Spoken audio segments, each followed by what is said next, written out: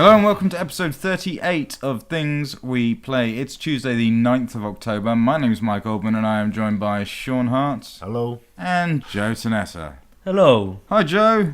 Hello. How's it going? Well. Why are you sounding like you sound Irish Welshman. I don't know where that's coming You sound from. like a Buddhist monk or something. You're all like at peace with yourself. I am well, brother. How are you? Gregorian. Yeah. I do get called brother quite a lot by my What's family. happened? What's new? Nothing. What's made this Enlightenment, apparently. Yeah. Nothing really. You know, it's just been a standard week. A calming week. It's not been very calm. It's just been a normal week. I did wonder what the orange robes were about, though, Joe. Yeah. And the tambourine. I don't have a tambourine. Sorry to tell you. Well, yeah, cool. All right, how are we? That was a bit of we got thrown in the deep end there at the start. It's like, whoa, the wheels are moving already. Cool. 7 days have passed since the last episode. We're all here, but we're okay. Joe's a monk. Shaun, how are you? What's new? What's kicking? You got the internet. Yeah, that's maybe the biggest thing that's happened this week. Yeah. It's almost working. Almost working. It works. We've played Halo. The Xbox is working. There's various other equipment around the house that's sort of on there, but not quite. Okay. But aside from that, how's your week been? Yeah, relatively uneventful. Okay. Played some games. I took my daughter race car driving, which was kind of nuts. It was like she got her first go in a car. Formula One. Yeah, Formula One. Formula One. Maybe Formula One. Formula half. Formula three quarters. No, right. I don't know. I'm no good at maths. In a little racing car. But you get those bubble cars for kids, don't you? The little red things, the little life space pods. That are everywhere. The kids go. They're like the big red. I can't remember the Chuko cars or whatever they're called. I don't know. I don't know even. Anyway, she's only ever been in those before and she loves those, but she's got to go in a race car at the weekend. And I was pretty sure that a child of her age was not supposed to go on these things, but they were like, no, it's cool if you were with her and stuff. So I was doing the pedals and she was steering. But she got a real sort of thirst for speed. Because although, you're only going like 4 miles an hour or something, but that was considerably faster than the big plastic bubble car that she'd been previously used to. Right. And I think she kind of loved it. So that was exciting. But the only problem you've got then, and this is why I think and why there's an age limit on getting a driver's license, I think this is the reason, is because if you put a very young child in a car and have them driving it, when you go around and do a lap and you pass Nanny, she will take her hands off the steering wheel to wave. And you can't have that in real life. So I think that's why the age limit is 16 for a driver's license over here? Yeah, it is. It is the age 16. Because it's about the age 16 where you if you do go round a lap and see your nan, you're not going to wave. I think you stop doing that around the age of 16. You're trying to maintain your rep at 16. Yeah, exactly. So you're no longer waving anyone ever. Yeah, no. So that's why the age limit's there. Yeah. Otherwise, she could be driving. Well, the distraction comes at 16 of girls. If you're a bloke, the amount of times I've been in a car with someone my own age when I was at college, and then they'd just sort of be staring at the footpath. It's just like, no, just watch the road. I want to get home alive. It sounds familiar. Yeah. Why weren't you looking, Joe? That's what that story told me. You just told me a little bit about yourself. Why weren't you looking at the footpath, as you call it? Someone had to watch the road. Why weren't you looking at the lovely ladies that were walking down the road? I do, just no one ever notices. Creepy. Yeah. Creepy Joe. Creepy Joe. All right, that's cool. Fair enough. Did you see on the news, there was the thing, this was last week, it was just after we recorded the last show, but Fox News, the great news network in the States, accidentally televised the death of a man, the suicide of a man. I didn't see it, but I heard about it, Yeah, I heard about it as well. It was just kind of mental. It was like, obviously they weren't just pointing, there wasn't a guy that just went, I'm going to kill myself, do you want to maybe film it? And they went, yeah, all right, well, we'll do that. It wasn't like that. It was more of a case of, there was a guy that had carjacked a car and was bolting away in a little red minivan thing, and they were in their helicopter going, this is the best shit ever, everyone look at this, it's amazing. Was it a full-on car chase? Was there cops after it? No, from the video, it was just a car driving away and a helicopter following it. Right. But they were just going, yeah, it's brilliant. No, it's so exciting. In that way that American TV always is. The live television now, this has turned into like an episode of a race of NASCAR or something. Yeah. And so they're following him, and then he all of a sudden just turns off the main road, and goes into a field, and the camera's still on him, and they're viewing it. It's all live on TV. And the guy stops the car, gets out of the car, fumbles around for a bit, grabs a gun, and just shoots himself in the head and falls down. And it's just like, oh shit, that's like that. That didn't end the way we thought that was going to go. When everyone was really pumped up about this high-speed car chase where no one's getting hurt, but it's all quite exciting. And he's gone off-road. Yeah, it's freaking awesome. And then, and you're like, oh shit. Yeah, from what I've heard, it was because they normally put a 5-second delay in there so they can stop those things. This time, they'd forgot to do it. Yeah. Right. So it just happens, and they've got no way of stopping it from being televised. The commentator, I haven't watched it. I watched some of it, and I got up to the point where he pulled off the road into the field and was like, I can't watch this. Because it's clear enough, it's all on YouTube, it's clear enough that you would be able to see a man shoot himself in the head, right? But the commentator is like just awesome. He's just like, he just keeps his shit together brilliantly. It's unbelievable. That's kind of... I mean, it sort of surprised me that doesn't happen more... In the States. Just in these situations and stuff you see on the news. Yeah, I mean, why don't you randomly see someone shoot himself in the head? What, in English news? Well, it doesn't have people still shooting... English people still shoot themselves in the head. I'm sure, but not as frequently. We're more dignified. We like to do it indoors, away from people. Yeah, I suppose. There was a thing when I worked up in London for a bit. I worked in Kensington for a PR firm once. And there was a shooting just around the corner in Kensington High Street. And there was a lawyer, I think, that was holed up in his flat with a shotgun. And he was just taking pot shots out of the window at people, right? Nice. And it was like, man, and we could hear the shot. Where I was, we could hear the shots. We were that close, but we didn't see any of the action. And then a SWAT team came down to sort of convince him to stop. Right. And they just shot him dead. But they shot him like 5 times. If I remember correctly, I can't remember the exact thing. He'd been shot 5 times, because he wouldn't open the door and wouldn't cooperate, but he was shot 5 times by 2 of the 5 SWAT members. Right. And I think it was that one of them shot... I don't know, it was a thing of basically... Yeah, because it was 2 separate members, and one shot 3 times and one shot twice. It meant he was dead already before another... Like, one guy's shooting, maybe takes a 1 shot, injures him, another shot, guy's down dead, yeah? The other guy, who's like slightly slower to react, is just... And that's it. Just peppers him with 3 extra bullets that were completely unnecessary for the situation. And like the other 3 just kept their cool. They were like, fine. But these just 2 dudes at the front just like lost their shit, and 5 bullets ended up in a man. They might have fired simultaneously. It just seems really sloppy for because that's 2 guys shooting, yeah, and 5 bullets. It's like 5 bullets is more than what it's going to take to drop you, right? Yeah, but it's the whole point of being safe and making sure they're definitely not coming back. But mate, 1 bullet is dead, 2 bullets is making sure, 5 bullets. Do you reckon they were the enjoyment, interns? isn't it? Yeah, exactly. They were just on trainee. The Green Boys. So that was kind of nuts. So yeah, Fox did that. They issued a big apology saying we're really sorry. It didn't say we will never broadcast anything ever again, unfortunately, but it was that was pretty cool. I say cool. It's not cool. It's never cool when stuff like that happens, Joe. No, it's not. No. It's not what you want to see. On a slightly happier note, I finally, just to get this in there, finally plucked up the courage and had the spare Microsoft points to buy Are You Smarter Than Cheerleader on Xbox Live Indie Games. The demo is enough. The demo will give you enough. It gives you like 4 categories to play around with, but you just think, I just want a little bit more.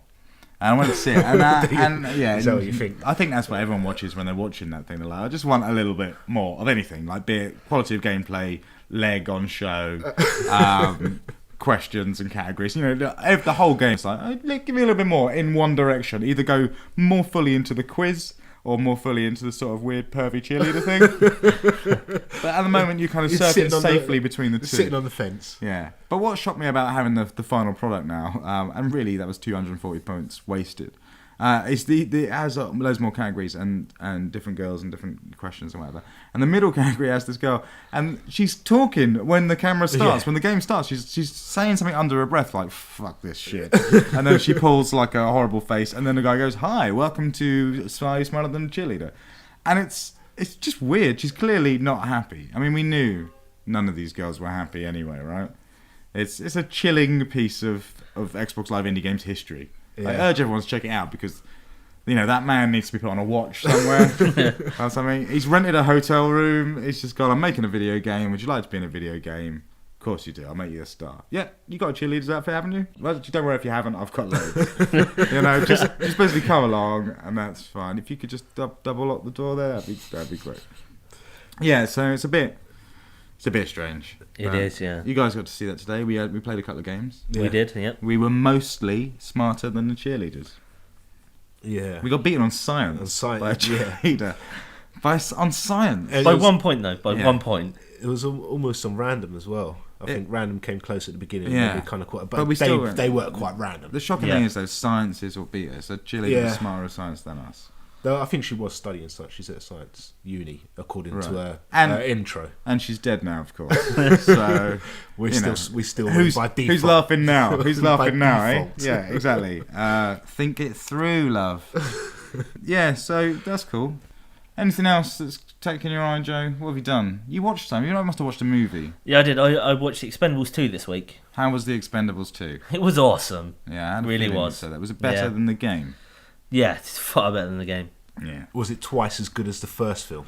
No. I don't think that's the maths that they have to do, is it? Is that sequels have to be twice as good as the first one? Definitely. And then the third one has to be 3 times as good? Yeah. And because that's reasonably fair, because 3 times as good is not. It doesn't have to be twice as good as the second one. It just has to be 3 times as good as the first one. So they do gradually go down again. It's an interesting theory. I'm not sure that's how they. I think we should apply it. We should check. Well, let's think about it now. There aren't many sequels that are twice as good as the original. Can you think of any? Empire Strikes Back. Empire Strikes Back. There's very few sequels that are better than the original in any way. Back to the Future 2. Is it better than the original? Yeah.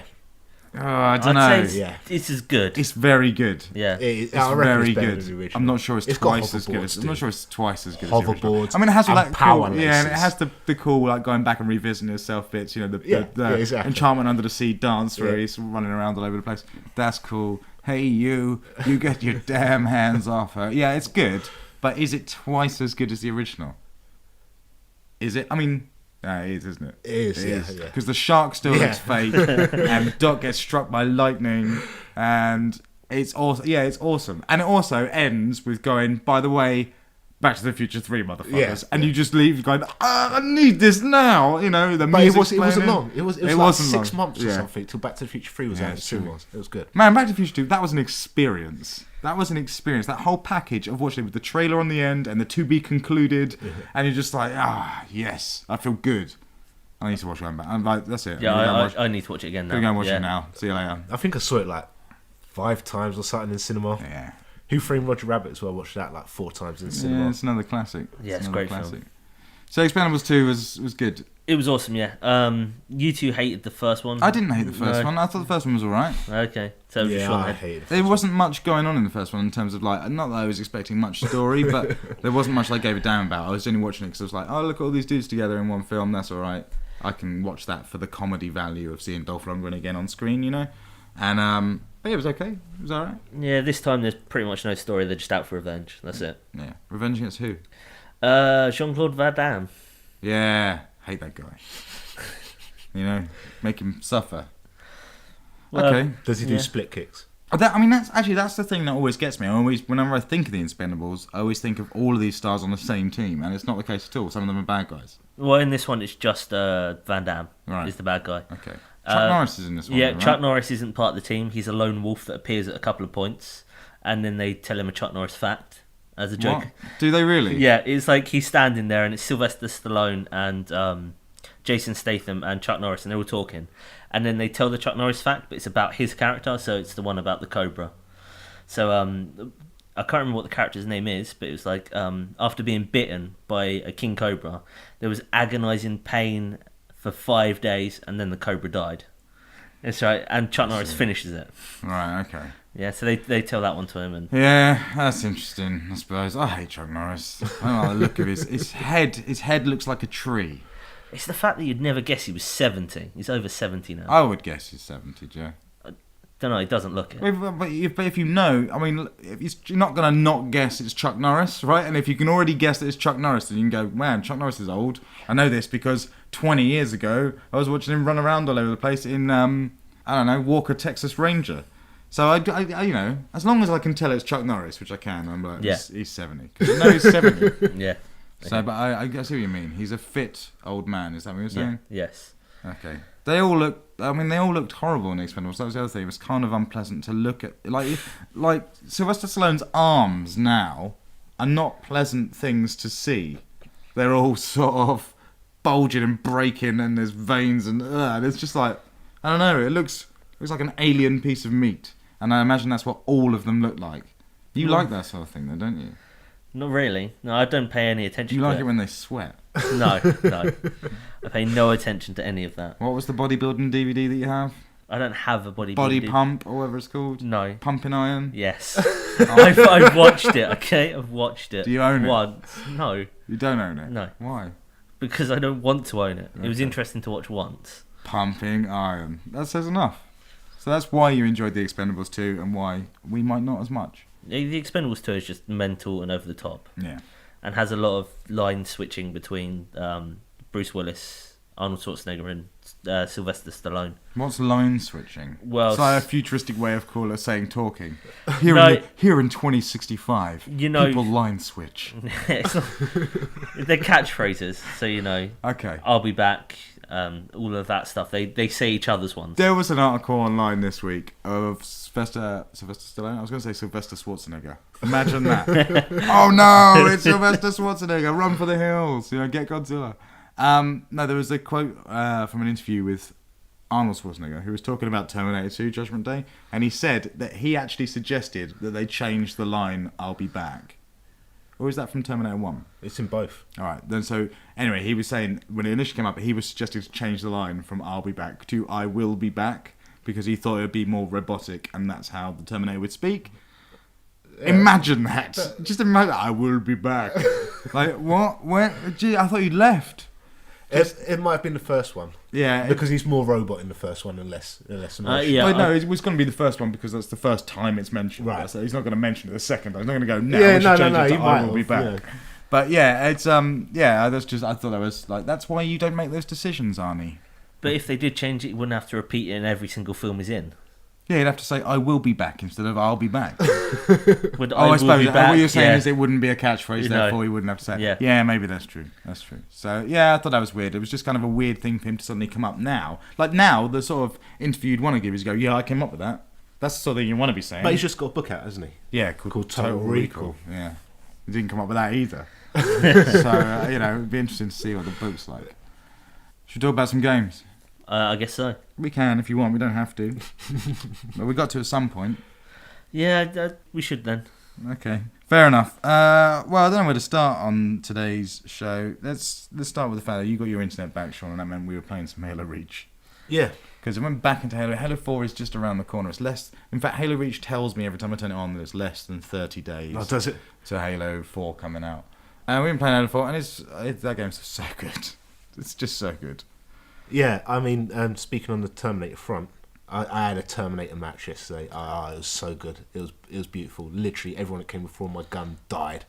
You need to tell this story because I was there, and you got 16 kills. It's fine. You were the top player, I think, on our team. Yeah. Yeah. But but I'm not convinced that you had a particularly great match. But you were obsessed with the fact, "I'm the Terminator." So I could hear in my headset, "I'm the Terminator. They're running from me. They're running from me." It's mainly just because Sean doesn't have any good games in general. No, it's not that. It's just that literally everyone I encountered, I think I died about 3 times or something in that match. Literally everyone I encountered died instantly. Okay. It was sweet, and they were like firing 5 shots at me, and I was firing 1 shot, taking them in the head.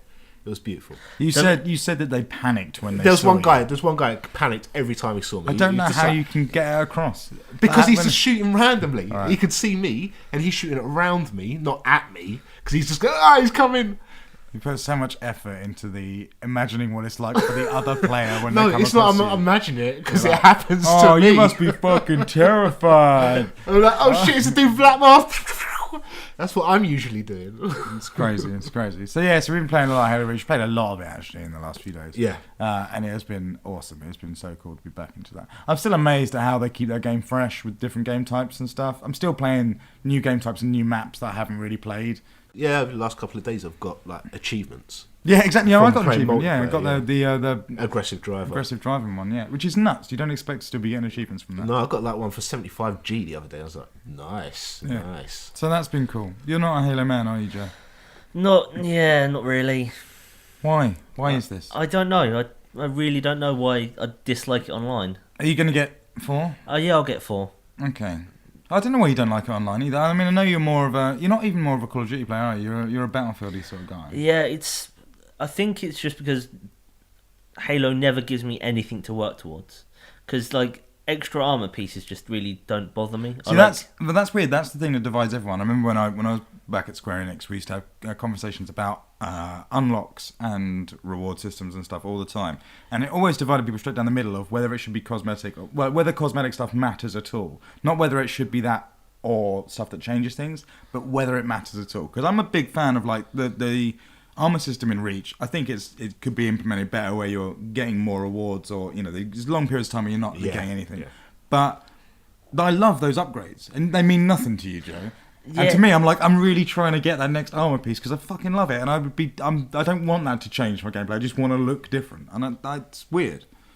I don't understand why that doesn't matter to you, Joe. Because I can't see the effect itself. You can. Yeah, on the menus. That's what the replays are for. Going back, checking the replays. I get the most out of my Halo Reach experience. I use the lot, man. After a night's playing, I will spend half an hour after post-game to go and check back through the replays of most of the games we played. And I just fast forward through them and just looking for cool stuff and going, that was awesome. I do that all the time. I've got my money's worth out of that game. Yeah. It's not just the armor thing that gets me about Halo. It's just, not having proper loadouts to go out with as well, so I can't pick what I want to do. I've never been great with going after power weapons. I always just forget where everything is. Yeah, I suppose. No, I think that's what I like, is the fact that you just go... Well, the thing is, I don't mind which weapon I get, really, as long as I don't get Covenant stuff, which I'm not too keen on. Yeah. I don't really mind, because they're all, brilliantly balanced against each other. But I quite like just going into and foraging for stuff. I've got to go and pick up a rocket launcher or a DMR if I want it from the level. That's cool. That's all about grenades anyway. Yeah. It's a great game. It's a great game. I'm not saying it's not. I'm just saying it's not my cup of tea. It disappoints me because I don't know why it grabbed us in such that way, but I could play that game forever. And you sit down and you're like, wow, hours pass. You forget how long each match is. You're like, I'll just do one more. I've got to go out in 5 minutes. And then 25 minutes later, you're just putting the clothes. I think Joe doesn't like it because he's not instantly awesome at it. Yeah. It helps, man. It helps. It does, yeah. The main reason I like the game is because I am very good at it. Most games that I play online, I win in some capacity, and it's like, that's great.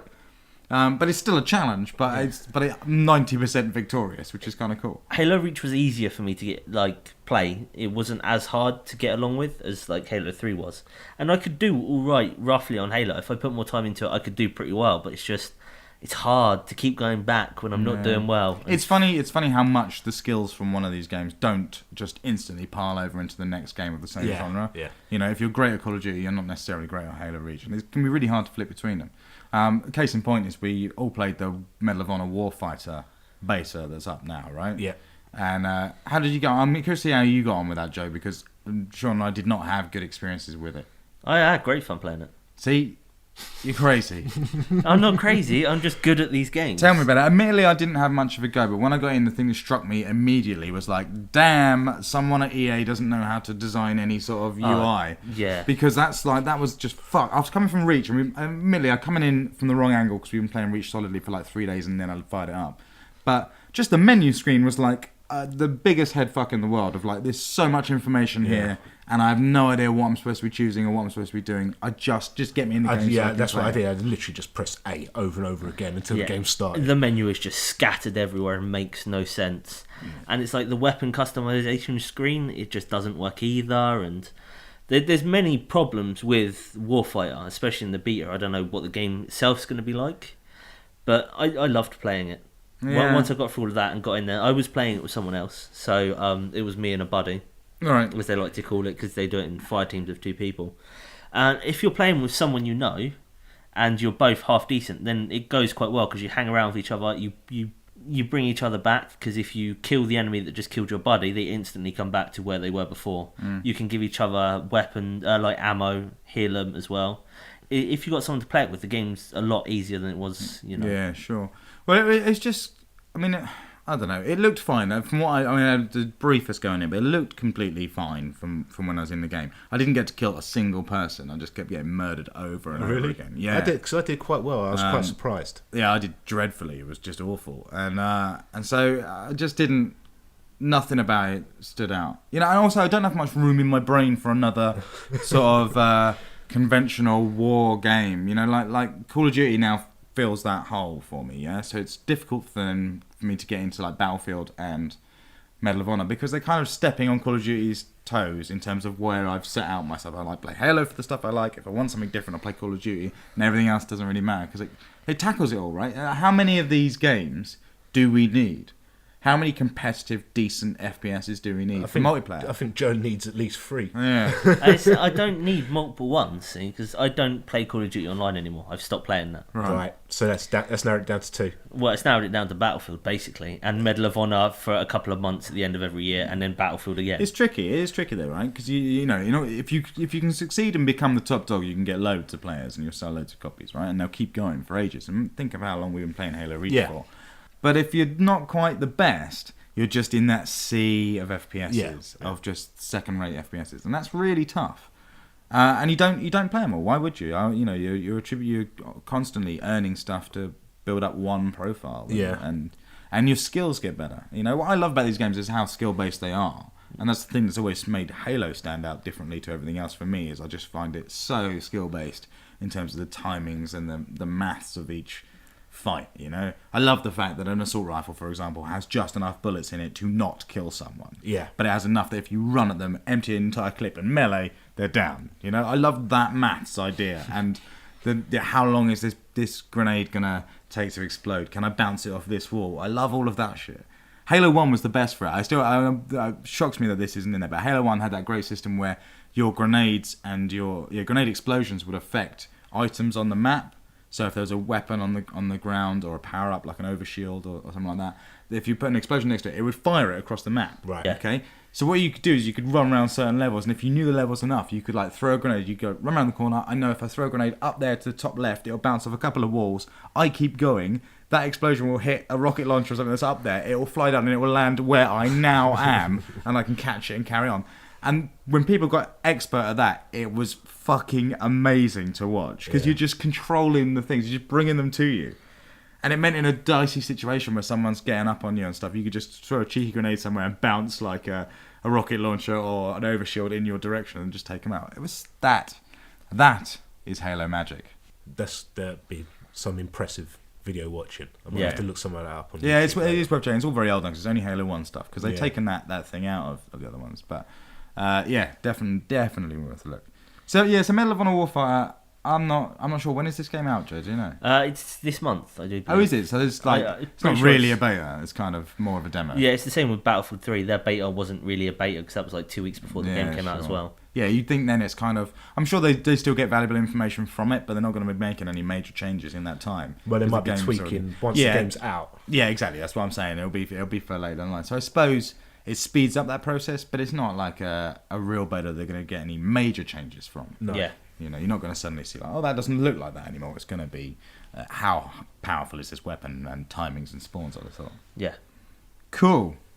I didn't like it. I have no room for it. I don't see where it fits in this year with Black Ops 2 and Halo Reach. I don't see where there's any room at all for Medal of Honor Warfighter. In my mind, there is, because Medal of Honor is just a mindless run around, blow stuff up for me. So I pay no attention to it really. I just run around and shoot stuff. It doesn't take any space in my brain up.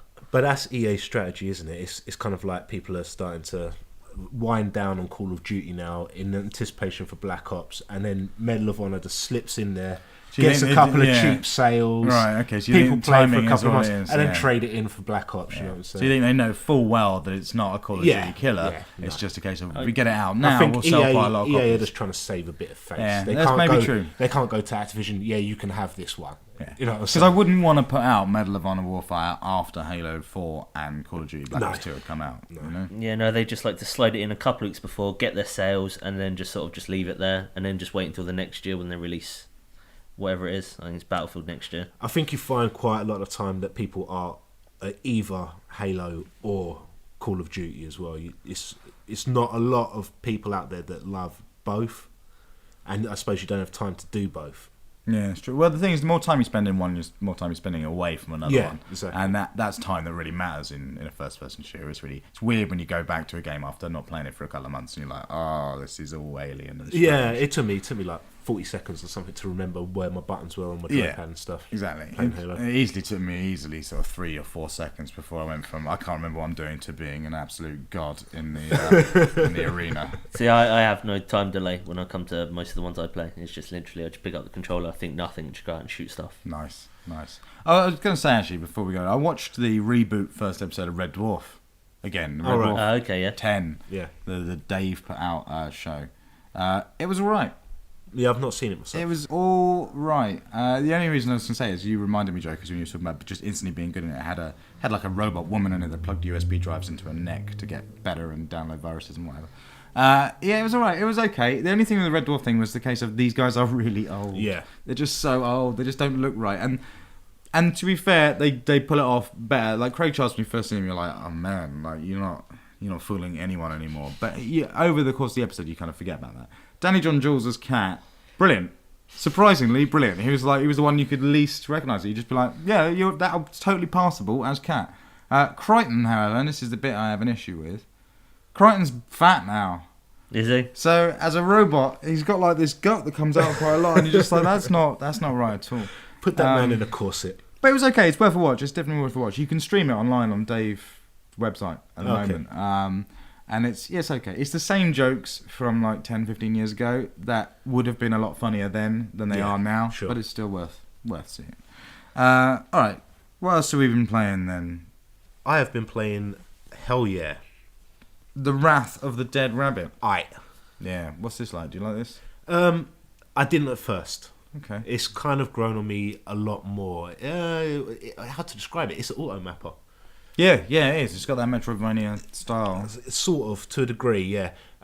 It's a weird game though, anyway. It's got like super Contra sort of stuff in it. Yeah, it's kind of side-scrolling shooter, but at the same time, it's also a multi-tiered puzzle game. Yeah. So it's environmental puzzles. It's every boss is it's got The plot is that you're the Prince of Hell. This is what I like. You're the Prince of Hell. Yep. And there's like photos that have leaked online of you in the bath with your ducky. Yeah, playing with a rubber ducky. So he's like, and the newspapers are calling him a pussy, and they actually say the newspaper comes out and says the Prince of Darkness is a pussy or something like that. And these photos have got 100 views, and so your purpose is to travel through kind of multiple dimensions of hell, killing those 100 people, those 100 demons that have seen your pictures. So it's like Jay and Silent Bob. Kind of going after the people who are writing on movie poop shit. Yeah, at the very end of Strikes Back, yeah. I just love the fact that there's like this hell version of internet that they've got. There's like hell internet, and there's just, people are just looking at these photos like, oh my god, it's like proper, he's a celebrity in the hell world. Yeah. And he's done something bad, And so you have kind of cannon fodder, which are just bog standard enemies, but you also have kind of mini bosses. And a lot of the time, some of them you can just drill with your big wheel. So you drive around in a kind of circular saw, but it's also your vehicle. And then you've got skins that you can change that. So it's like you can change it into a donut or into a rubber ring and stuff. So some bosses you just literally drill into them, and then it goes into like a mini game. It does like varies. The WarioWare mini games. I forgot about that. Yeah, so when you attack a boss, you pull the trigger, don't you, and your saw blade spins. Yeah, and it drains down their energy down to zero. Yeah. When you get into a boss, after you kill them, you get this weird, literally like a WarioWare mini game that lasts like 3 seconds, where it will come up on screen and it will suddenly have you stop in a meter on a with kind of point. Music going on in the background. Yeah, it's and you have to do these wacky, crazy as shit mini games. There's like one that's like he blows up the entire planet in order to kill the boss and stuff. There's kind of ones where you've got to choose between five missiles, and one's a shark. And then that flies off into the outer space and then comes back down and blows everything up. And there's one where you're driving an articulated lorry and you've got to dodge between like these monsters coming down the road. And then the lorry comes in from the side of the screen and runs over the boss. And then he reverses back up 5 or 6 times. There's one where you do it, but you're underwater. So it's a submarine. It's cool. They're a really nice touch. Yeah, I mean, this game is really beautiful to look at. It's really nicely presented. It's super crisp. It's made by Arkido, who did. They've got a load of indie games up, and they've done a load of crazy stuff. They're really cool. I think they're French. There's something about this game that really does remind me of Video Game. Right. Okay. Because it's kind of that weird sort of, none of this makes any fucking sense at all. I have no idea what the fuck's going on. So it does have that aspect to it. But then you have kind of full on bosses as well, which are usually just kind of like you've got to find their weakness and then go through the minigame escapade as well. But the whole thing is just collecting. You're just collecting various different outfits and stuff like that. It drives you a lot with that. I don't think it's as funny as it thinks it is. That's probably true. That's probably true. And it does have some really fucking irritating shit. If you come to any sort of mini boss or boss and there's dialogue and then you die while fighting that boss, you have to go through the dialogue. And you can die on some bosses. I've watched kind of videos online. You're dying like 4 or 5 times and you just have to keep tapping that A button to get through the dialogue. But as a general rule, it's pretty good. It's worth a look. Yeah, it's 1,200 points. Yeah, tenner. Yeah, sounds about right. Alright, yeah, that's cool. Should we take a break? If you want. Alright, we're going to take a quick break then. We're going to listen to some music from Hell Yeah, Wrath of the Dead Rabbit. And then we'll be back to chat some more. Cool.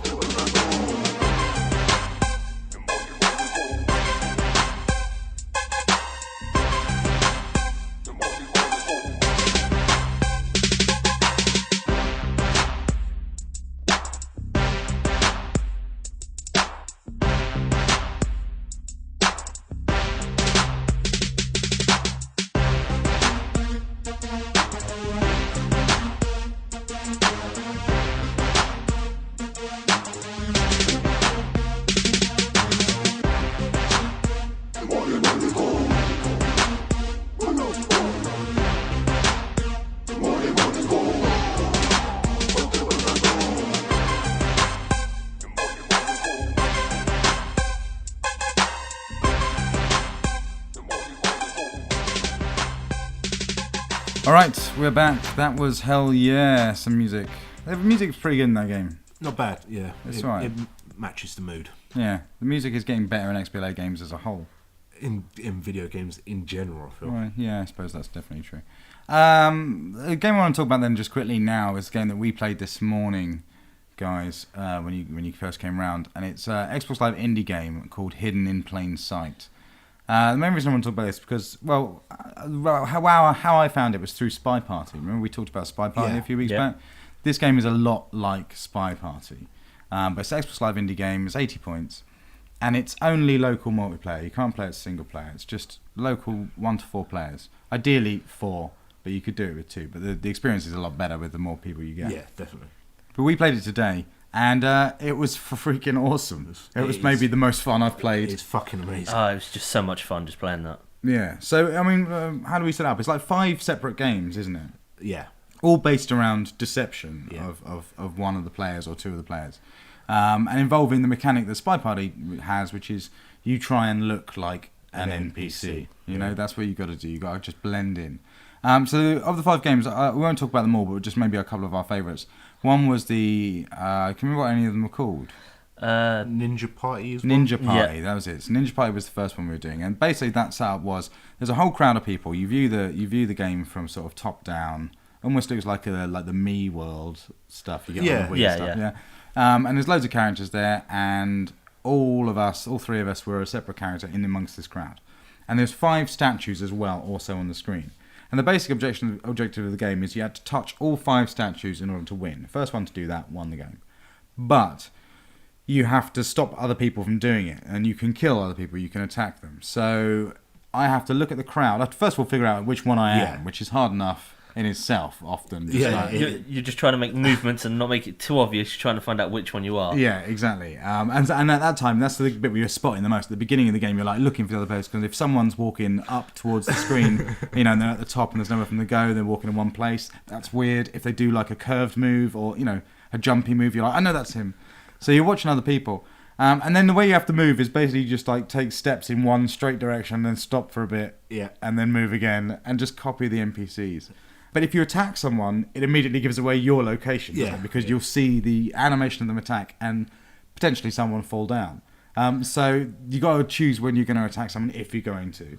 And then on top of that, you have a smoke bomb for when stuff goes wrong, and it emits like a cloud of smoke to like a radius around you. And then you just sort of sit in there for a bit until other guys walk through, and then you just leave in a different direction. It's and the smoke bomb feels awesome when you use it because of that, because you're like, I was here, and then suddenly loads of people go into a cloud, and loads of people come back out, and you're like, I have no idea. When you pull it off, it is very satisfactory. Yeah. Again, though, it gives away your location immediately. Doesn't it? It does. Where the smoke's coming from. So that's cool. That was awesome, and we played loads of that. You were really good at it, Joe. Yeah. I was the sneakiest ninja there. You excel at. Because it's like, do you just run for the statues and hope you can get Joe around does, everyone? most of the time Joe just give up your pegged it. location. Yeah, but I was being sneaky about it. I wasn't just like running all over the shot. I was picking my strategy. As soon as the game started, all I heard was ding. So that's the thing. Yeah, the statues make a noise when you touch them, don't you? So that gives you away location as well. And you just got to look for people that are like, are they going to multiple statues? Is that person acting differently? It's awesome. It's so tense. It's unbelievable. Definitely. So then the other game mode that I wanted to talk about was called Race or something, or Quick Race. Death or Race. something. Death Race. And that was brilliant. So that was basically, you've got a line of characters on one side of the screen and a checkered finish line on the other side of the screen, on the right-hand side. And you have two buttons. You press A to just walk forwards and Y to run. Yep. But you also, with the analog sticks, can control a sniper sight, which you have 3 shots to take out. No, you have one shot. You only have 1 shot to take out someone if you wanted to. So basically, you're pressing the A button to walk slowly along, as the whole crowd does. And some will pull forward, some won't go as fast as others and stuff like that. If you run, the second you run, you give your game away because no one else runs, right? Yeah. So I know if you've run, you're who you are, and I need to take you out because you're going to get to the finish line. But this was freaking amazing. Just sort of the like strategies that evolve from this, because obviously, as soon as 2 people have used their bullets for taking out who they suspect to be other players, because obviously there's 3 of us playing. That leaves the last person to be free to peg it. Basically, because they're not going to get shot as long as they're in front. Exactly. They're okay. It's just mental, and I think it's because you're not doing as much as in, say, Ninja Party, because you're just pressing a button to move. Yeah. It gets way more tactical. So, like, how long did I press that button for? Or do you pull ahead? Sometimes you're like really cheeky. You'll pull ahead by a mile of the crowd, and then just sort of sit for ages. And everyone's discussing it. And because it's got that thing that Spy Party does as well, where you can see the laser sight when it's over someone, you can be like, I'm convinced it's this guy, and everyone's honing their laser sights over specific ones that they think it is. And as the player, when you know that sight's over you, that is just terrifying, and that's awesome. But then we also had great moves where we were trying to dodge gunfire. Yeah. I did successfully dodge 1 bullet, but not the other. That was good. And there's the great moments where you're like, I think it may be this guy. You're like hovering over your own character, just trying to put everyone off your scent. It's good. It is really good. It's so it's local only, which is a bit of a bummer. But then I'm not sure, when we talked about this earlier, I'm not sure how much fun that would be over Xbox Live anyway. When you've got your mates next to you, you are sort of talking to them and psyching them out as well. Yeah, but I think if over Xbox Live, I think it would work if you're playing with friends as opposed to random people. Yeah. And you've all got headsets on. I think it would go down. I think it work well. But it's an awesome party game anyway. I think everyone should literally buy it for the fact that at some point somebody else is going to come over to your house with a controller, right? Yeah, exactly. It's like a real good fallback game that you can just go, let's just have a blast with. And because there's 5 different modes, there's like loads in there anyway. Yeah. You're not going to get bored of it, but it is so good. And very addictive. It does have that. One more match. One more match. Well, the closest we've come to that, to having that much fun, I think, playing a game was Bomberman when we were playing that. Last week. And it taps into that same vibe. It's awesome. So check it out. It's amazing. Xbox Live Indie Games. All right, let's talk about some other stuff then. Joe, you've been playing F1 2012. I have, yes. So we talked a couple of weeks ago where you got F1 211, right? Yeah. Did you? You? I bought the You actual bought the game. old Yeah, one? yeah. And now you've bought the new one. Yes, after playing the demo. Okay, how's that? It's awesome. It's just as good as 11. They've got new features in there as well now, which make it easier. Like, so they've added new driver test. It's young driver test, I think it's called. And it's not like your licenses you have with GT, so you don't have to excel at all of these to be able to carry on. Yeah. This is just basic things. So it'll show you a little video explaining how to take a corner in an F1 car. So you go in smoothly and you slowly accelerate out instead of like hammering down on accelerator and spinning out. Right.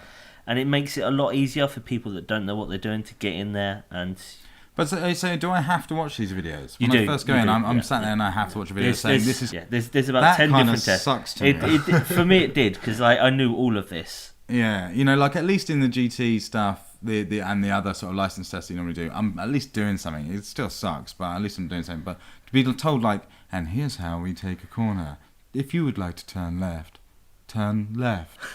Like, I've played a racing game before. Yeah, I know what you mean. It's It's not as bad as that. It'll show you like a 10-second video explaining, you know, the premise of like driving this car, and then it'll give you 3 tests just to prove that you know what you're doing, and then it'll move on to the next stage. It's almost like it's testing to see if you're just sober and with it. It's pretty much the equivalent of the game going, can you touch your nose, walk along this line, please? You know, take a deep breath and blow into this bag for me, sir. Yeah, it does go. It's like there's these 3 points. You have to hit every single one to be able to pass the test. So and what happens if you fail? That's it. Yeah. It has a minimum entry requirement. It does, yeah. You know, if you cannot do this, then we will not let you play our game. You may be able to just cancel that must work as a filter for some real bad game players, right? You know, there's a pocket full of people, 20, 30, maybe even 40 people that just have never got and could not do it. They're just not able to play that game. So, like, that Codemasters have put in a system in place that would stop forever those people ever playing this game because they cannot get past that. Those people must exist somewhere. I'm pretty sure you can just cancel the driver's test. I don't think it forces you to. Okay. I didn't cancel that. I didn't look into if you could. I'm sure you probably can somewhere in there. Well, then there's hope yet for those people. Yeah. But if they can't pass that test, then they're really not going to be able to do F1. Okay. So why else would I buy this rather than 211? I keep wanting 211. I'm sorry, 2011. Yeah, so it does have. It's been hip. It has the standard career mode like you had in 2011. Yeah. It's pretty much the same. They've added new features into it. Nothing amazing. It plays pretty much the same. But they have added career challenge mode, which is it's only 10 races long, so it's about half the length of the standard career. And throughout this, you're challenging other drivers. So you'll pick another F1 driver and you'll challenge them. And it's the best out of 3 races. So whoever outperforms each other out of the 3 races depends on who wins. And they score you at the end of every season with points. It's nothing special. It's just a quicker way of doing it. Okay. Just get in and just play through it. Yeah, just like a mini tournament type thing. Have you played any multiplayer? I haven't, no. I don't know what the multiplayer scene is like online for F1 games. It seems it's either crazily hardcore or just doesn't work at all. I just have no idea, though. Pretty sure it's really hardcore. Yeah. So, basically what you told me is that it's alright, but I should buy 2011 if I want to save myself £25. You could do, yeah. It's like, it doesn't have enough features to, really sell it over F1 2011. Because they're pretty much the same game. The cars control ever so slightly differently, and they've just tacked on a couple of little bits that aren't really that important. Yeah, and I suppose all the rosters are updated and things like that, so, staying current. And if you're an F1 fan, you've waited a year for the last one, so why not get a new one? But, yeah, alright, that's cool. But you're enjoying it, though? Yeah, it's great fun to play. Good. Shaun and I had a brief go on a racing game, just to bring it into touch. I say racing game. There's a game with cars in it. There's a demo up on Xbox Live now for Crash Time 5. Crap Time 5. Yeah, Crash Time 5, man. I gave this a go, having played Crash Time. I've played Crash Time 1, 2, 3, and 4. Really? Only in demo form from the same service provider. And I thought I'll give 5 a go because they're 5 games in now, which means there's got to have been some improvement. Tried and tested. Yeah, they know what they're doing. Every game should be getting better. Yeah, and they're not. They're just exactly the same, just as bad as they've always been. Crash Time is some sort of, I think, German TV show. It sounds familiar. Yeah, and this demo is just horrendous. You should try it, Joe. You should definitely try it. You're like an undercover cop who has to go and pick up a vehicle, a marked car or something, and then drive it away while his cop buddy is going to pretend to follow him, but not bust him, so that it's believable. Yeah, and stuff. And it's just terrible. For one, it's almost like you got to just keep this guy following you sort of mission, but you just pull away from him so far anyway. Like within 2 minutes, you're like half an hour away from him, and he's talking to you on the radio going, yeah, I'm loving this, I'm right behind you. And it's like, you're nowhere near me. Yeah, it seems to be like no test of skill. There's no like penalisation for driving away from him. You don't have to keep a specific distance away from him or anything. Just keep pressing the accelerator. And drive wherever the hell you want. And the cars handle like shit, and if you go off-road for longer than 2 seconds, it immediately puts you back onto the road. And it's like, damn you, man, that was the only... I just want to cut this corner off. It looks cool when I start to go off-road. I can see the physics are affecting the car and stuff. But then it goes, no, we don't need to do that. And you're like, man, that was the funnest part. I'd have spent my entire time driving headfirst into other vehicles. That's the bit I like the most. Right, because you get the crash. Until you get crash cam, yeah. Until my car was just completely destroyed. And then that was it. It asked me, did I want to restart? And I said, no. Yeah. Funnily enough, I don't. But the voice acting is terrible, man. The voice acting and dialogue is just unbelievably bad. For something based off a TV show, it doesn't seem to make any sense how poorly all of that can be delivered. But it's horrific. They excel in how bad it is. Yeah. Is excellently bad. Crash Time 5. Try out, Joe. Try out. I will. Go visit 4, 3, 2, and 1 as well. 1 is a gem. He's won a gem. Yeah, an absolute gem. Is it on 360? It's not on 360. Yeah, they're all on 360. Really? All on, you can get download demos for all of them. Wow. The Crash Time series. It's like a poor man's Fast and Furious.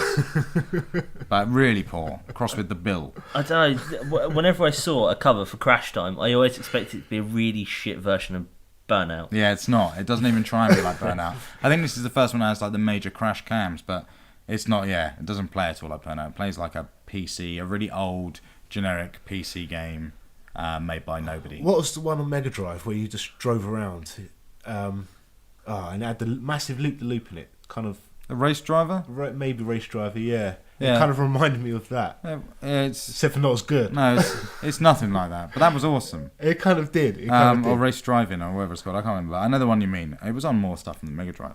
Mega Drive is what I played on. All right, let's have a look at... You played, talking about old crap. You played Sonic Adventure 2. 1. I'm playing Sonic Adventure 1. Oh, you didn't download Sonic Adventure 2? No, I did not. Oh, I thought you got the new one, because that was the new one that came out this week. You downloaded Sonic Adventure 1 on XBLA. Because the Sonic Adventure 1 is half the price. Good God. But yeah, the crazy thing about Sonic Adventure 1 is when Dreamcast first came out, I borrowed a mate's because I couldn't afford one. They were what, 300 quid at the time? Yeah, something like that. And he got kind of, Ready to Rumble boxing and Sonic Adventure and something else. And I borrowed it off him for a weekend, and I played Sonic Adventure for about 20 hours straight and burnt his Dreamcast out straight away. Nice. It was good. I was impressed with myself for that. Yeah, that's that's nuts. It's just a ridiculous amount of time to play this game anyway, because it's bloody awful. It's pretty bad, yeah. But I've got fond memories of it because I spent so much time kind of playing it back in the day. It was one of the launch Dreamcast titles that was playable. Well, it was the time when everyone was excited for Sonic moving into 3D as well. Yeah, because they never did it on Saturn. They got canned, didn't they? Yeah, and it's largely the best time it's been done. I'll give you that. Sonic Adventure is one of the better Sonic games, but it's still awful. It has that great bit with the whale. Yeah. That everyone always talks about. Oh, there's a whale breaking the deck in as I'm running away from it into the screen. But it was also... It's the time that I most... think about when I think, oh, Sonic is shit. It's because I think of rebounding in 3D off of springboards and stuff and running into the screen. Yeah. And then I think of how dull it was in the RPG like open world bits where you're wandering around going to the cinema and stuff. But again, this is another game with atrocious voice acting. You've probably forgotten how bad it is. It is really bad in this. But I suppose it's kind of when voice acting was kind of kicking off in video games. I guess, yeah. It's around the Resident Evil sort of time, isn't it? But even that aside, it doesn't excuse that this being the time when Sonic and his friends appeared in the game, like, Big the Cat and people like that. And there's some dreadful characters. Yeah, and that to me was the downfall when Sonic started hanging around with these fucking losers, and then all of a sudden everything just got weird. He got out of control. He kissed a girl, and then he became a knight, and it was crazy, It's not, so Sonic Adventure to me was the turning point, it's the tipping point, where Sonic started drinking. When he fell in with the wrong crowd. Yeah. I hate this game. I really hate it. That's okay, you're allowed to. I don't think you're alone. I imagine quite a few people hate it. Does it have a bit where you're running away from a truck that's driving down a hill? I don't think so. I think it does. Maybe I have never got that far. I think it's like a tanker chasing you down a hill. I don't know. I'm pressing to the point in the game where you've got the Mayan temple in the jungle. All right. That was always my favourite part because that was kind of special. How does it do all the little dudes? The little dudes that used to carry around in your VMUs. Yeah, the Kios, Chows, something like that. Yeah. How does it handle those? I've not really messed around with them. I've gone into the garden once and kind of started throwing eggs about so they all cracked and hatched and stuff. Do you have to collect? Isn't collecting the animals in the levels from machines related to that somehow? Doesn't it cause them to mutate or evolve or something? I can't remember, but it's been a long time. Does it have any extra stuff in there like the VMU stuff? Because obviously they can't do that on 360. But I wonder if there were any special options or added features that were for this release. I've not investigated. I'll have a look. Okay, and maybe report back. Yeah, it sounds terrible. I don't know why you bought it. You bought the DX stuff as well? Yeah, which is 60 extra levels, and you can play as Metal Sonic. Okay, why would you buy that? Because I'd committed to 400 points on Sonic to begin with, Yeah, so I thought crazy. we may as well have a look at the extra stuff. Have you played any of these games, Joe? Hearing you talk about it, I'm pretty sure I played Sonic Adventure 1 on a Dreamcast. I was going to say, did you do much Dreamcast stuff? I didn't really, because I don't think I actually ever had a Dreamcast, but I do seem to remember a lot of what you've mentioned on Sonic Adventure, but I don't know how I ever played it. But yeah, apparently I have. Sega flashbacks. All right, yeah, cool. Well, do you want to tell us about this game that you've been playing then, Joe? This PC game, or this personal computer game, or whatever it is that you've been doing, fiddling about with.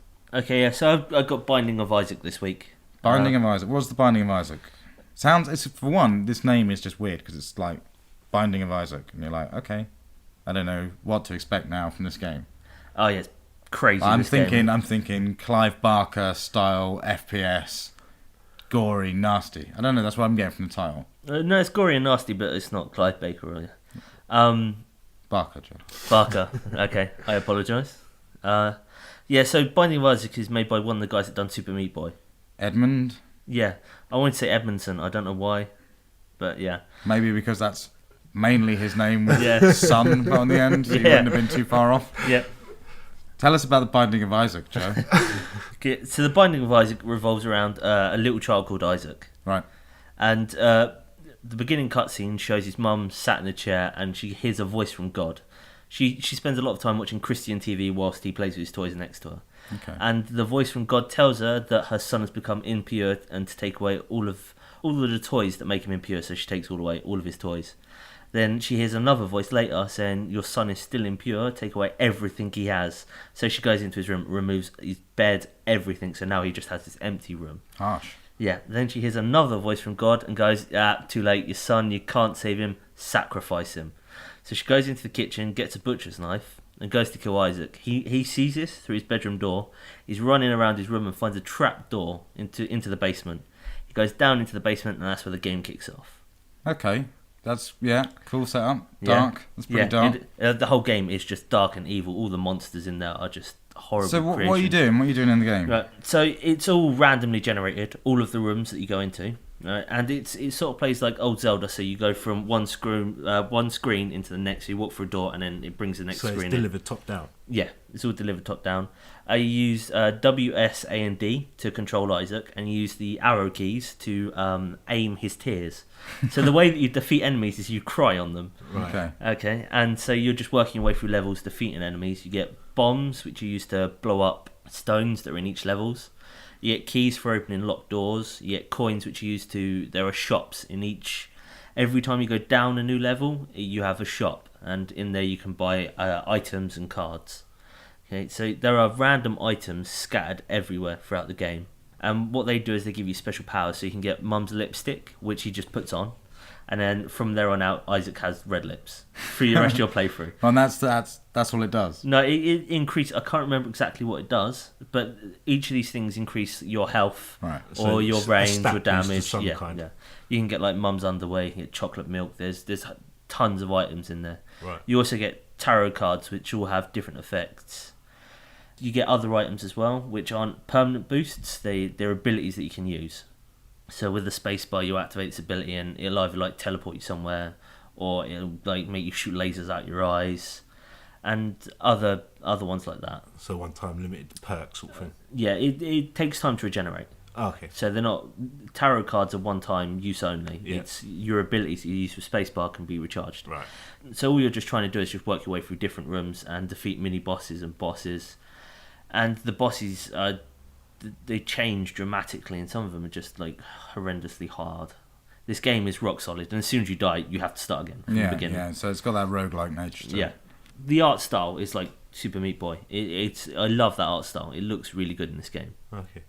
It is worth having a look at the Binding of Isaac because it is just mental. Yeah, it sounds good. You do hear a lot about it from off the back of Meat Boy and stuff, and Edmund's the guy that did all the artwork for both games. So that I've seen this game. It does look cool. The story sounds nuts and dark. Do you ever see his mum again when you were playing it? Has she come up? She is like the final boss. Right. Is to defeat Mum. Yeah, it's not. Yeah, it's kind of grim. Yeah, it's a really good game as well. For $3.99 it is on Steam at the moment. Okay. And there is an expansion pack out there which adds more items and levels that you can do as well. I think it's Wrath of the Lamb. But yeah, I love Binding of Isaac. It was great fun to just run around just shooting stuff with tears. Yeah, cool. One to watch out for. Let's have a look at some news then. And not a lot of news this week, but there is some stuff. Cliff Bleszinski, old Cliffy B of Epic Games, left Epic Games. Just went, no, bye, see you later. And didn't just leave Epic Games, he's left the industry for a bit. He's just gone. He's just like, no, do you know what, Gears of War, fuck you, I'm off. He's going to start a rock band. So that's kind of nuts. It's kind of a big deal. He's been in the industry for ages. I mean, he did Jazz Jackrabbit back on the PC days, fucking 15 years ago or whatever. You know, it's 20 years at Epic, I think was what he said. But he's just gone. So Gears is now in the hands of whoever does whatever, whoever picks up the mantle from that. I thought that was kind of nuts. It is mad to see him leaving Epic after so long, and I doubt it'll affect Gears of War in any way, Cliff being gone, but... Well, Gears have nearly done anyway, isn't it? You've got this Judgment one coming out, and then who knows where it goes after that. But it's also it's the second time, I think, recently that I've seen someone just go, right, cool, yeah, I got enough money, I'm off.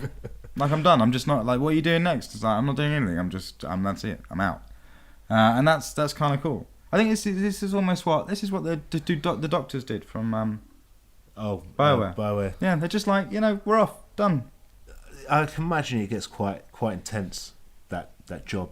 Yeah. So at some point, you're either going to burn out or quit. Well, and it's hard, especially if you put out a duff game, or something that people aren't happy with. More so if you're kind of front man for the company, which Cliff Bleszinski was. He was out. Sorry, there. Cliff what?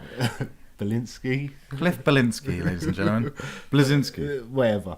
So where he's a front man for the company, he's kind of like the face. Yeah, exactly. And there's perks that come with that as well, but there are downsides as well as pressure. Yeah. So it's a surprise as well, like you said, before Judgment's come out, he's gone. Before it's even come out. It's not necessarily the greatest time to be doing it, maybe. Although they can say, he's not involved. I mean, people can fly there making that anyway, isn't it? But it's maybe not the best time for him to suddenly be leaving. They could have waited. I don't know. But then you don't know what the circumstances are. Maybe you just go, right, I've had enough. I'm off, I met Cliff Bleszinski a couple of times, and he always came across as a bit of a douche, if I'm perfectly honest. Right.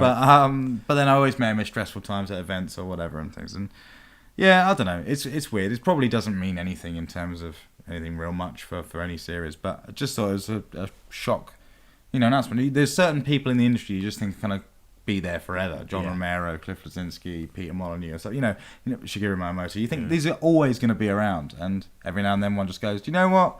I'm done. Yeah, that's it. I would have preferred if Molyneux went, I'm done, I'm out of here. Well, he'll die at some point, Joe. He'll be one of that crowd. Not in your lifetime. Yeah. I'll have to put up with shit even longer.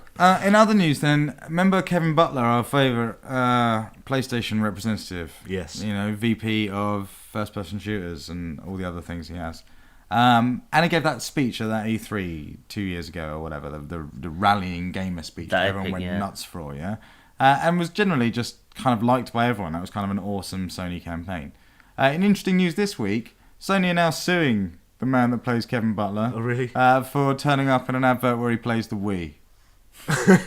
And I think it was something like the advert was made in conjunction with his company or something, so he's just suing him. So yeah, Sony have just completely gone, no, you can't play anything anything else. That, You're not allowed you can't be to own a seen Wii. to be playing a Wii. You've been spending loads of time taking the mickey out of the Wii with us. That's not on. So they're suing him. So that relationship is over. I think it's safe to say. No more Kevin Butler. It's kind of double-edged knife for Sony, really, isn't it? Because he's probably the best thing about anything that they do. Yeah, ever. I mean, they've not used him in a long time. No, but when he turns up every now and again, you're like, Sony. There was a rumour for ages that he was like a hidden character in PlayStation All-Stars Battle Royale, but I don't think that's true. But he certainly is not now. I'm not sure they'd be able to take it out at this point. But yeah, I'm pretty sure that's not true anyway. So yeah, so that was interesting. These things happen. Forward Unto Dawn started, the Halo movie thing. Was it 5 parts, 20 minutes each? Essentially a Halo movie, right? To promote Halo 4. It's set 20 years before Halo 4. We watched it. It was cool. What did you guys think? Yeah, I really liked it. I do. I think it's got the potential to be fucking awesome. I think we're going to see some sweet-ass stuff coming. Yeah, I thought the episode was really good. I thought it was fine. The story was compelling enough in some ways. It looked visually was just impressive. It was sharp as hell, and it was polished. Nice. Yeah. Really nice visual style. Everything's kind of green, but sort of like a green tinge over it. There is to a degree in Halo. It's kind of cool. Yeah, I mean, colours will be really important. I think what they're getting across is where they are at the moment, which is on that military base and stuff, and it's the Chief's colours and there's things like that. But there was it was cool, and the story was all right. We're following some little punk kid. They're all kids. That's the thing I don't really get too much. They all seem a bit too young. Yeah, certainly. But we're following some kid whose brother's successful off somewhere else in the UNSC. And his brother's ODST, isn't he? Right, yeah, that's true. His mother's high up in the UNSC. Yeah. Right, okay. She's like a colonel or a general or something. And this guy just is kind of a bit of a failure, right? He's like, he doesn't follow orders. He's buckling under the pressure. Yeah, and he has his own way of thinking that's not necessarily the same as everyone else in order to get things done, which will ultimately be, I'm guessing, the thing that makes him awesome, right? But it was cool. The game, the movie started with like a fake like paintball session for them, which I think was a valid point. They're doing that to show you that's Halo 4 multiplayer. Yeah, because it takes place in the Infinity in that sort of training environment. So I thought that was all right. Man, that warthog is fucking amazing. Every time I see that warthog, I just go nuts. That thing is crazy good.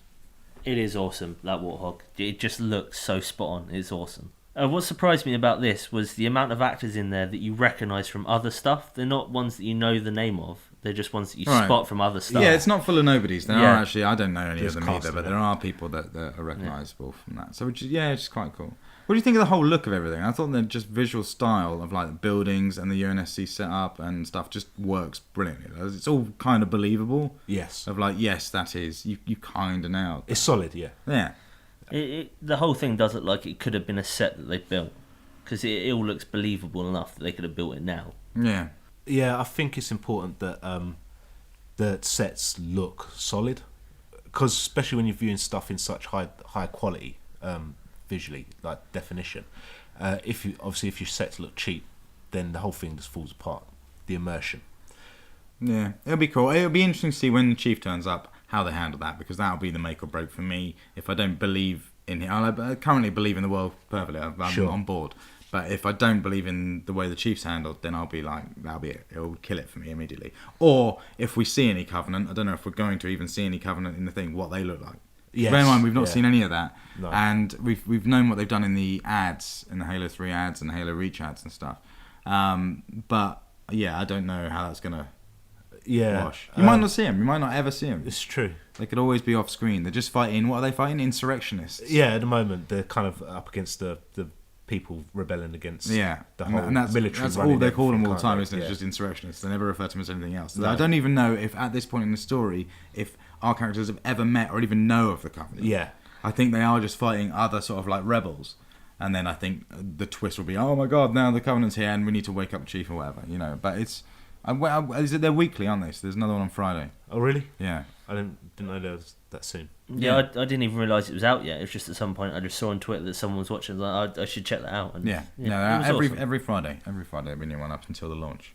Cool. So yeah, definitely worth checking out. I thought it was really looking forward to part 2, certainly.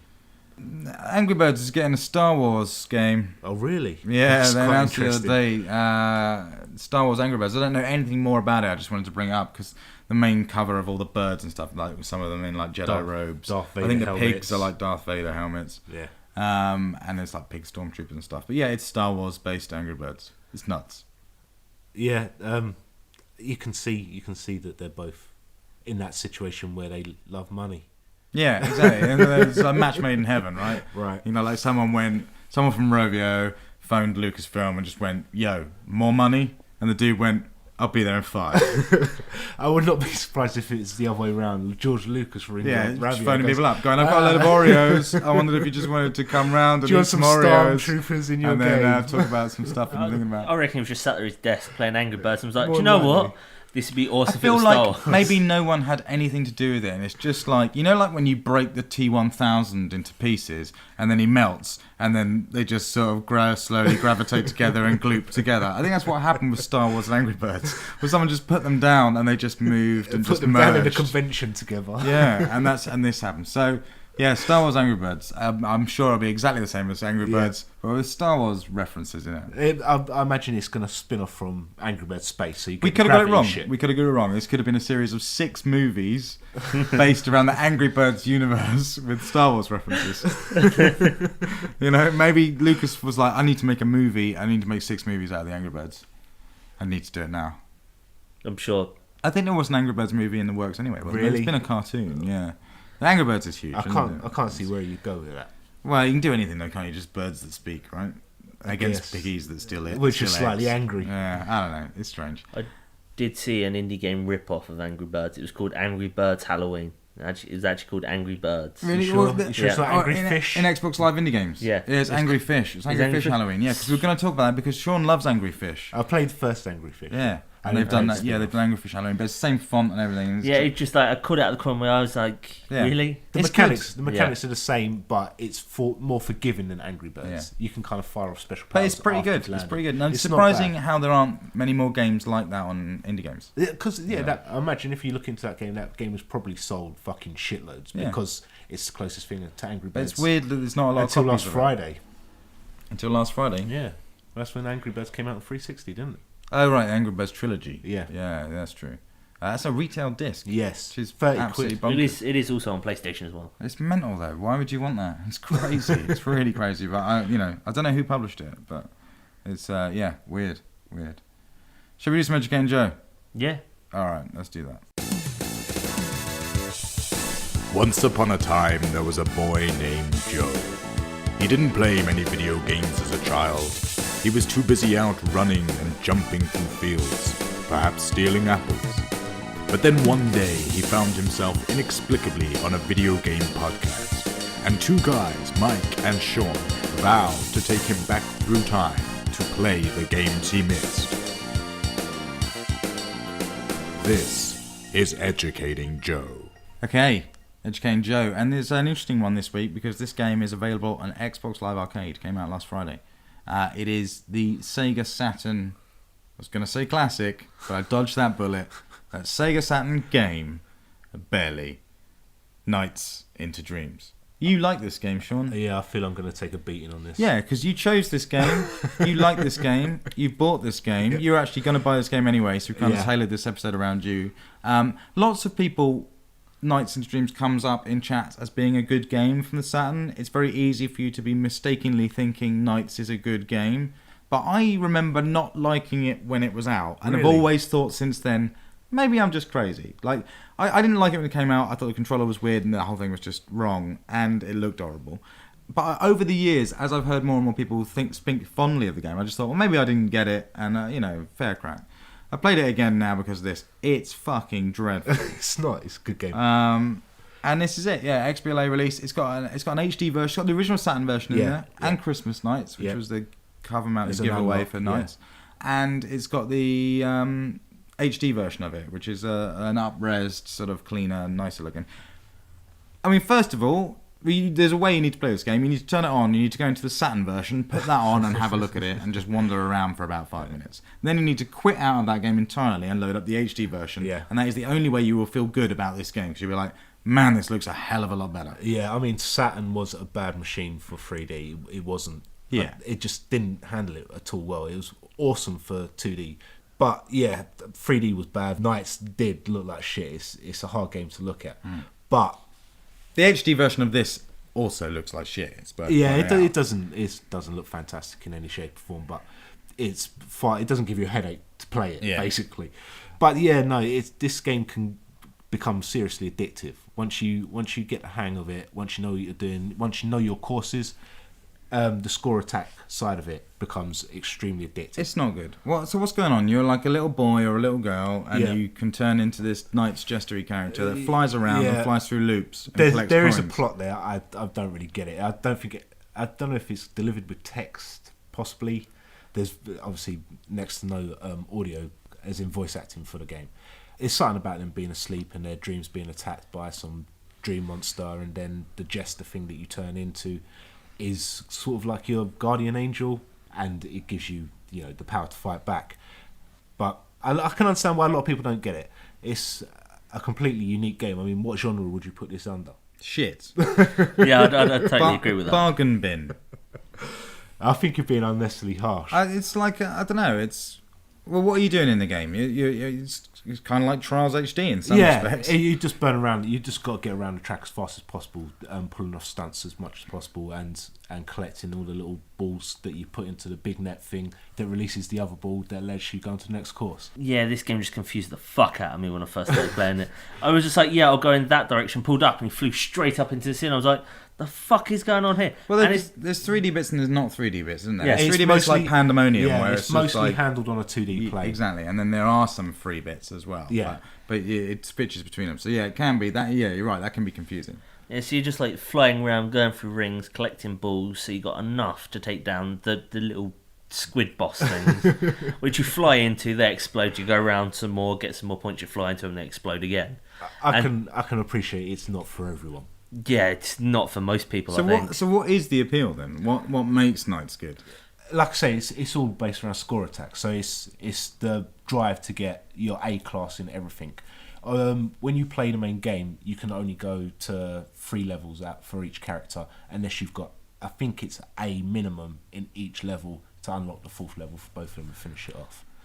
But then you have to like the game in the first place to have the drive to even keep. It's not that big though, is it? A game? No, really? no. It's just you just got to keep at it, and it's no fun. Like we've said before, in kind of retro stuff, you sunk a lot more time into what you paid for back in the day, and I did sink a lot of time into Knights. Yeah, I think I sunk too much money into this.